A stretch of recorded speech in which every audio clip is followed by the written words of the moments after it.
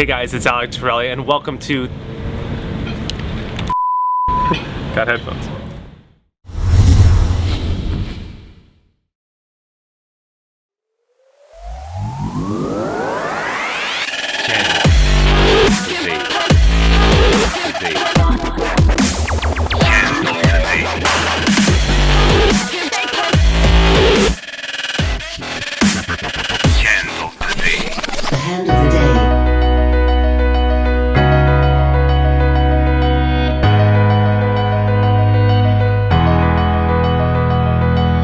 Hey guys, it's Alec Torelli and welcome to the Hand of the Day. I'm bringing you this one from the magical Antibes on the French Riviera. Behind me are the ports. They're legendary here. Actually the biggest yacht port in Europe. Super awesome town. It's summertime and the best time in the world to come here. Must see if you are in this part of the world.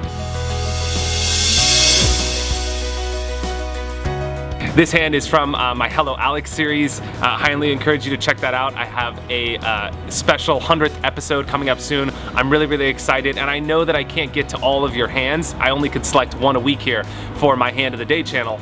But I get so many requests from you guys asking me to review your hands, so my team and I came up with a really creative solution. What we're gonna do, starting at the 100th hand, is we're gonna post every day on Instagram and post the hand on Instagram and ask the community to engage and get your feedback, as well as on Snapchat. So you could find me at Alec Torelli on Instagram and Snapchat.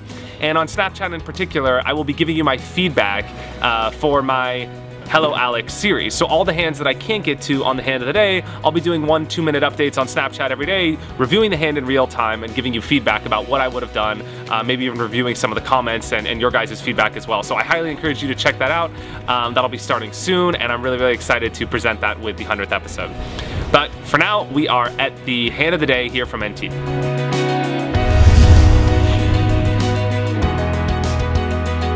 So today's hand starts out and we're playing live poker.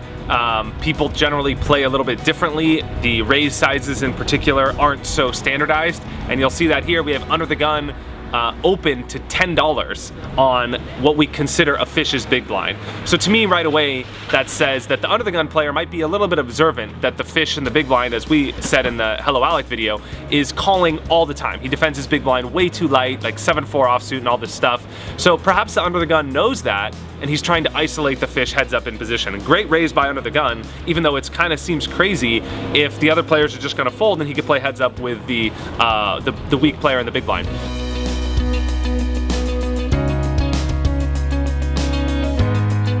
Second position calls who we say is a very good player.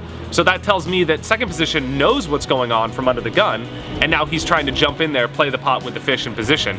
Probably a good call out by him as well. Another call, we look down at Queen 9 of clubs, and we want to get in there as well and play this hand with, you know, the pot's building up. We want to play with that fish in the big blind as well.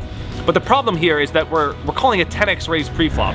Yes, we're in position, but you know, we don't have the button, so we might not be completely in position in the hand.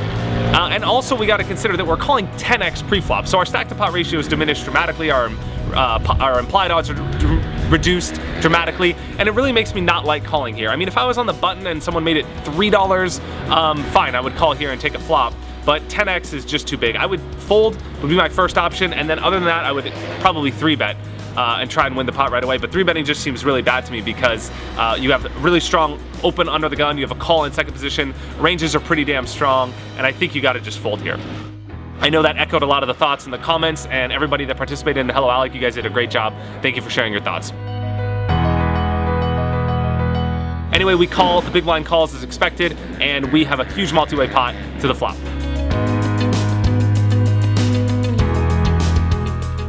Pot's $51 and it goes check in the big blind, and the under the gun raiser leads out 16, which is very small. It's weird that he bet so small on a king jack 10 board with 2 clubs, such a coordinated board. It's weird that he has such a small bet size, and I would expect him to bet a lot bigger here to protect. You know, but anyway, the last raiser before us ends up calling as well. And we decided to make it 45 here, which is a very small raise. I'm going to agree with Stephen Horvath and Him Thomi from the comments in my Hello Alec that we should be raising a lot bigger here. You guys, props to your comments. You guys did a great job. And really, we should be making it so much bigger on the flop. Not only was it a very small bet size on the flop from the raiser and the caller, but a raise from us defines our range. So regardless of the size that we make it, our raising range stays the same. So now our opponents could effectively put us on a hand, but we're not really charging them to catch up or pay for their draws. So now they have a great idea about what we have, but we're making it so cheap for them to call. 45 is a very small raise, but when you consider the pot being 51 before the bet, they're getting such a great price on their call that it just defeats the purpose of a raise. I would much rather have flat called here and allowed the fish to stay in the pot in the big blind, or perhaps the under the gun player to now 4-bet or one of the other guys to stay in the pot. Rather than raising it so small. If I did raise, I would agree with the two comments I just made, the players that commented on my channel, and I would say you should make it 80 or 90 here. There's no reason to make it small. You want to get stacks in when you have such a great hand, and you want to punish the draws. I mean, if people have a hand that they flopped any equity with, they're not going to fold regardless of your raise size. It's not like people are going to really change the way they play the hand based on your raise size. If they flopped a set, 2-pair, or straight, or big flush draw, they're going with it. If not, they're going to fold. So make it bigger here on the flop. That's a key mistake in the hand.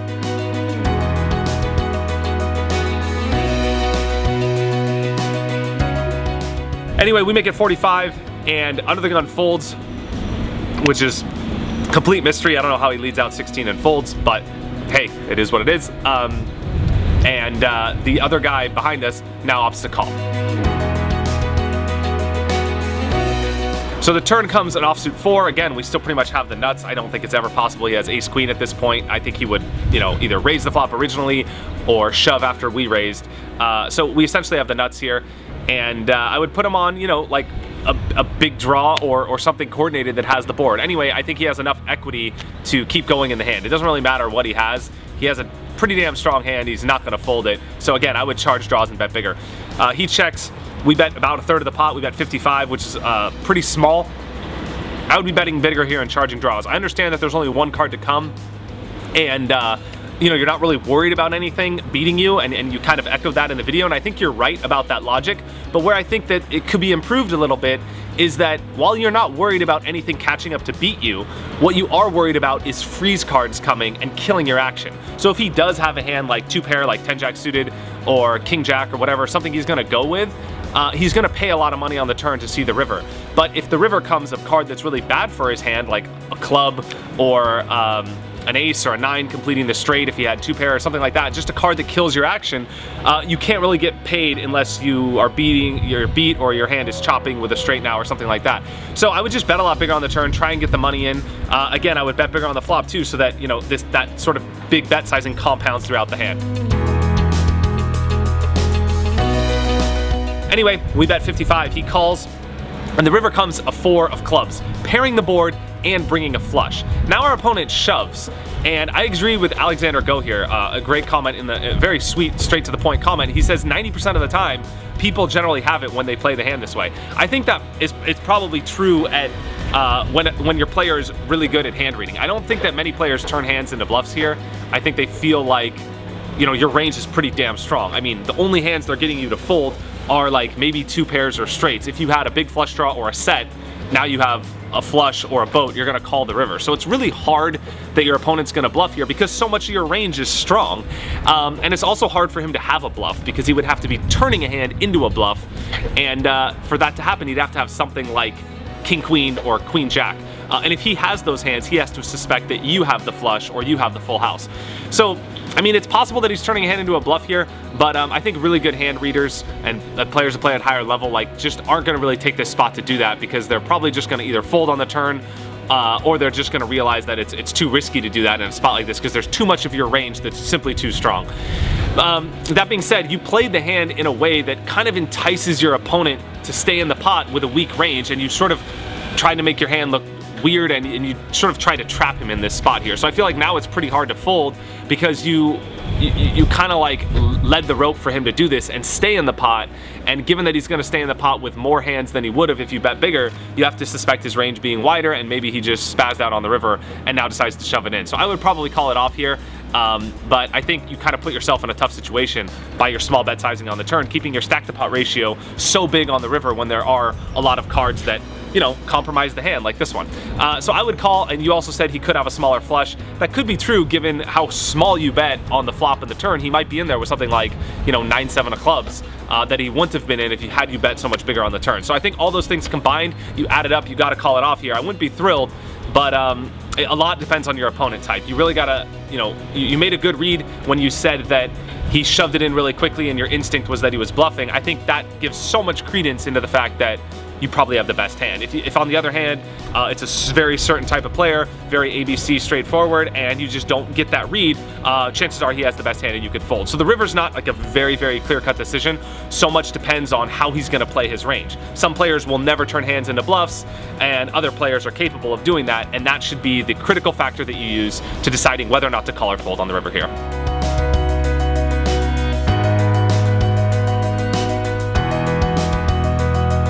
Great hand of the day, man. Appreciate you sending this video in and putting it on the channel. All you guys that left comments, you guys are awesome too. Major thumbs up. Give this channel a like. I'm putting out some awesome new content here. Like I said, a lot more coming here from YouTube, the hand of the day, Hello Alec series. And that's it. Enjoy Lviv. Take it easy from Antibes. Au revoir.